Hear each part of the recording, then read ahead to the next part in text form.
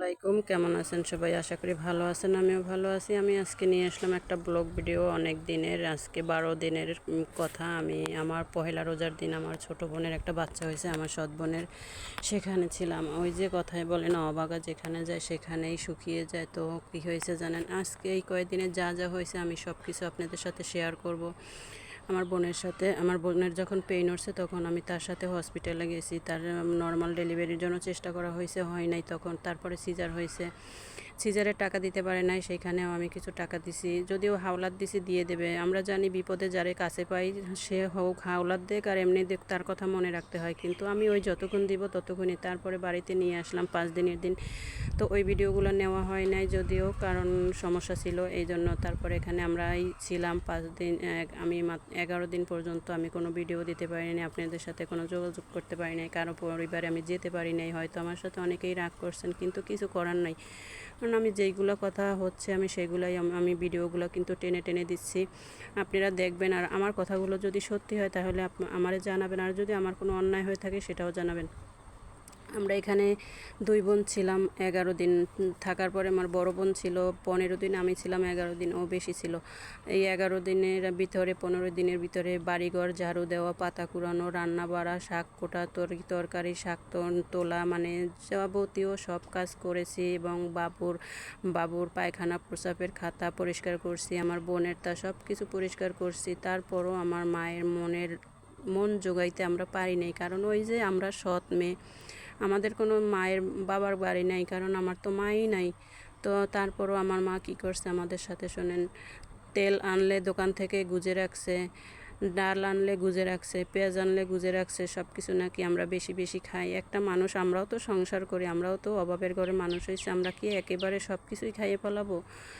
বেশি মানুষ থাকলে বেশি খরচ হয়, কম মানুষ থাকলে কম খরচ হয়। তারপরও আমরা কখনো তার সাথে ঝগড়া করিনি, এগুলো নিয়ে থাক, সে আমরা আসছি আমাদের জন্য করছে। আমরা যখন বাবু হয়েছে আমাদেরও মা নিয়ে আমরা 2 মাস ছিলাম বাবার বাড়িতে, ছোটো ছেলের সময় ছিলাম 10 দিন মাত্র। কারণ ওই যে জানি ওখানে গেলেও আমাদের টাকা দিয়েই আমাদের খাইতে হবে, তাই আর কি যাই নেই। তারপরও সিজার হয়েছে যখন আমার ছোটো বেবি, অনেক কষ্টে হয়েছে। ওই সময় নিয়ে আমারে 10 দিন রাখছিল, আমি থাকতে চাইনি। তারপরও অনেক ঝগড়াঝাটি হয়েছে, ওগুলো নাই বলি। তা এই 11 দিনের ভিতরে কাহিনিগুলো দেখেন, কি কি রান্না করছি, কি কি করছি না করছি, সব কিছুই আপনাদের সাথে দিয়েছি। আর এই কাহিনিগুলো কি আমাদের সাথে করা কি তার উচিত হয়েছে বলেন? তারপরও যে লাস্টের দিন কি করছে, একটা মেহমান আসছে রান্না বাড়া করে নিয়ে আসছে। আমাদের বরিশাল অঞ্চলে আবার বাচ্চা হইলে বাদশালন দেয়।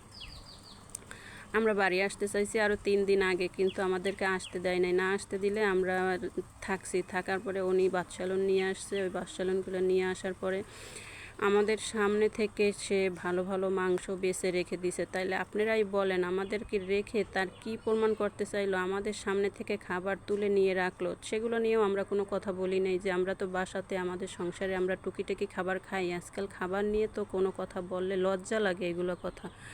কারণ জানেন, লজ্জাজনক বিষয় আসলে এগুলো, কিন্তু কিছু কিছু সময় কষ্টের কারণে বলতে হয়। তারপর আমার মেজো বোন না খেয়ে চলে গেছে, কিন্তু আমি আসতে চাইছি। আমি আসতে চাইলে আমার বোন তো কথা বলতে পারে না, এই জন্য বলছি যে ও এমনিতেই চলে গেছে, ওর বোবা মানুষ কি বলবে না বলবে, ও গেছে আবার চলে আসবে। কিন্তু আমি যদি তখন আসতে চেয়েও আবার আসতে পারিনি, আমি আসলে বিষয়টা অন্যরকমের দেখা যায়।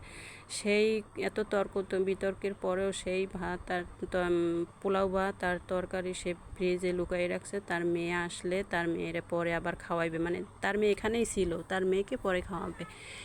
তো এইটাই আমাদের ভাগ্য আর কপাল, যে আমরা ওই যে অবাগা যেদিকে যাই সেদিকে সমুদ্র শুকিয়ে যায়। যে কয়দিন থাকছি আমরা থাকছি প্রতিদান দেওয়ার জন্য, কারণ আমরা থাকছি এই কারণেই, আমাদের জন্য সে করছে। আমাদের বাচ্চা কাচ্চা হয়েছে যখন, তখন আমাদের জন্য খাটছে, সেই খাটার প্রতিদান দিতে গেছি। আমরা কখনো তার সাথে ঝগড়া করিনি, কারণ আমরা কখনোই তার সাথে ঝগড়া করি না। কিন্তু ওই যে এক গাছের ছাল আর এক গাছে কোনো দিন লাগে না, আডা দিয়ে লাগাইলে চড়া দিয়ে উঠতে যায়। আমাকে বরিশালের অঞ্চলে এই একটা কথা কয় জানেন, হয়তো আমাকে ভাগ্যই এরকমের। আমরা যতক্ষণ তারে দেবো খাওয়াবো অতক্ষণই তার মুখ থেকে ভালোবাসা পাবো, এর ব্যতীত কখনোই পাবো না।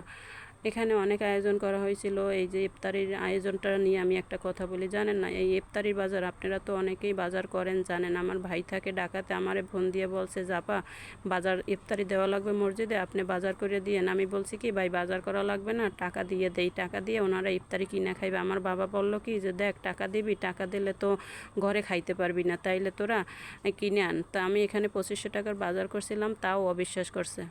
আপনারা তো অনেকেই রমজানে বাজার করছেন, আপনারা একটু বলবেন যে আমি কি এখানে বাজারগুলো বেশি নিছে দাম না কম নিছে। অনেকগুলো বাজার দেওয়া আছে কিন্তু ভিডিও টানার কারণে দেখা যাইতেছে না। সেগুলো বলতেছে কি জানেন যে এখানে কি 2500 টাকার বাজার হয়, তাইলে বলেন আমি কাদের জন্য কি করি। আমি কিছু করলে তাদের মন পায় না। সর্বশেষ এই যে সেই রান্নাগুলো যে নিয়ে আসছিল সেইগুলো।